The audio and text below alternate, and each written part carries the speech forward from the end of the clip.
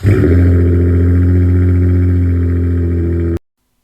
up everyone, welcome to Ben's Car Reviews. I'm Ben and today we'll be dissecting the all-new 2024 Toyota Tacoma. Let's get into it with a chart. There are going to be 8 different ways to get your Tacoma in 2024. This has got to be one of the busiest charts I've ever made. But starting at the top there, it's going to have the SR beginning the MSRPs at $31,500, and that TRD Pro is going to end at the top at nearly $64,000. So across these 8 trims, quite a price range. Hopefully there's one that falls in your budget. Get you behind the wheel of one of these. Engine options now. The SR is going to have a 2.4 liter turbocharged inline 4, 228 horsepower, 243 pound-feet. If you go with an X2, you're going to get the same engine but some more power, 278 horsepower, 317 pound-feet of torque. The TRD Sport and Off Road have again 2.4 liter turbo inline 4, 270 horsepower, 310 pound-feet. Limited goes back to the SR5 and PreRunner power. And if you go with a Trailhunter or the TRD Pro, you got to get that iForce Max 2.4 liter turbocharged inline 4 hybrid, 323 horsepower, 465 pound-feet of torque, and that iForce Max is available on the Limited and TRD Sport and Off-Road trims.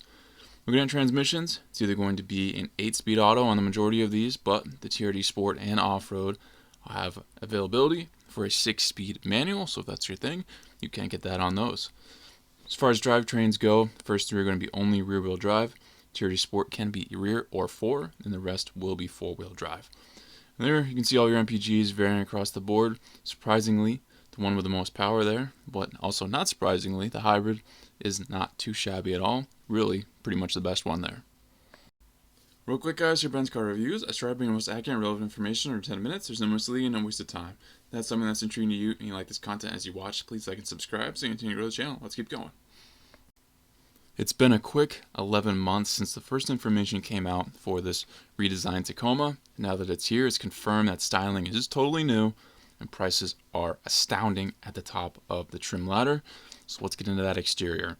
TRD Pro and Trailhunter have standard LED light bars as well as Rigid Industries LED fog lights, so a perk of going with that more expensive setup. 17-inch wheels on the SR, SR5, PreRunner, and TRD Off Road. 18-inch wheels will be on the rest with obviously different designs and finishes. Color options are phenomenal again from Toyota. They cover everything and love to see the two-toned options for the higher trims. I think Toyota is doing colors really some of the best right now. I'm really disappointed to not see hood scoops on the TRD Sport or Off Road. They never should have abandoned that design feature in my opinion. I still think on the last gen they should have given a hood scoop to more of these trims for the money. Just such a subtle but major design feature in my opinion to make these things look cooler.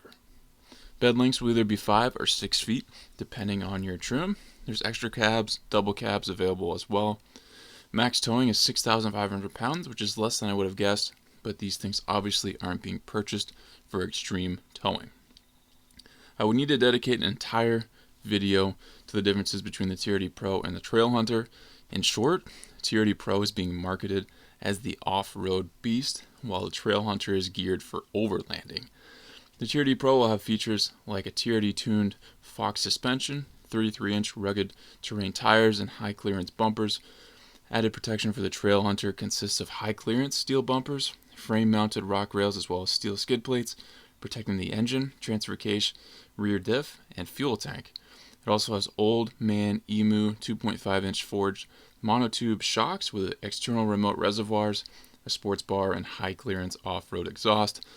So that's really, they're not much different technically speaking, but certainly the design and what they're being marketed as is different. The intelligent manual transmission has features such as automatic rev matching, clutch, start cancel, and anti-stall technology. Definitely nice if you're doing some rock crawling and you need to have that ability. There's available multi-link rear suspension with coil springs. The iForce Max Hybrid has a power control unit, which Toyota describes as it fills the gap of the torque curve to make it as high and flat as possible, delivering instant torque in a thrilling drive, and all this potential power is stored in a tried and true 288-volt sealed nickel metal hydride battery pack that sits strategically under the rear passenger seats. On the Limited, the adaptive variable suspension system constantly adjusts compression based on changing road conditions, and the front and rear shock absorbers have built-in actuators to optimize damping force. With the available stabilizer disconnect mechanism, you can increase suspension articulation across the whole truck. Multi-Terrain Select has up to 6 drive modes. Obviously, you need the top trims to get all 6. The available crawl control system automatically modulates the throttle and brakes in one of 5 selectable speeds. There's available electronically controlled locking rear diff. The TRD Off Road has monotube shock absorbers featuring rear remote reservoirs for extended travel and efficient heat dissipation, as well as end stop control valve technology. I think the TRD Sport or Off Road will be the best value for your money, and depending if you want rear-wheel drive, four-wheel drive, the 6-speed, or the iForce Max is what you want. Keeping it starting under $40,000, even if it's not much less, just mentally feels a lot better. Just like it better be for the price tags and the fact that it's 2024, this new interior design is very well done. It has the truck feel, but still has a ton of style, and there are some nice features to be had. An 8-inch infotainment multimedia touchscreen is the standard setup on the SR through the TRD Off Road. The top 3 have the significantly larger 14-inch screen, wireless Apple CarPlay, Android Auto capability. The PreRunner and up have the very nice 12.3-inch digital gauge cluster setup, and I'm relieved to see how many trims have that, especially after seeing how little trims have the bigger infotainment screen. Heads-up display is standard on the top 3, 10-speaker JBL audio system on the top 3 standard, power moonroof on the top 3 standard, wireless charger on the top 3 standard. If you're not catching the trend here, the Toyota really saved a lot of these for the top 3 trims, meaning Limited, TRD Pro, and Trailhunter. Dual USB-C ports with fast charging is standard. Digital rearview mirror is standard on the top 2 trims and available on the TRD Sport and Off Road. A heated steering wheel is standard on the top 3 trims. Astonishing, those are the only ones where it's standard. Fabric trim seats are standard on the SR through the TRD Off Road. Soft text is standard on the top 3 trims. Heated and ventilated seats are standard on the top 3 and available on the lower trims. You don't even get standard heated seats on the lower trims, which is just outrageous. There are numerous vehicles with standard heated seats for a fraction of these prices. The isodynamic performance seats for the TRD Pro have to be the coolest seats I've ever seen visually without sitting in them to confirm. They must be super comfortable. However, I'd take a regular seat and knock off some MSRP if I could choose. Toyota Safety Sense 3.5 will have some nice driver's assist, safety and technology features standard, and obviously the higher you buy, the more you'll get. Overall, aside from design, I'm really disappointed in what Toyota has done here for standard features. Yes, there are options for most of these features on the lower trims, but this is getting out of control. If you're spending $35,000, how do you not deserve heated seats?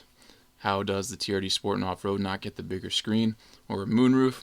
Toyota easily could have done better here.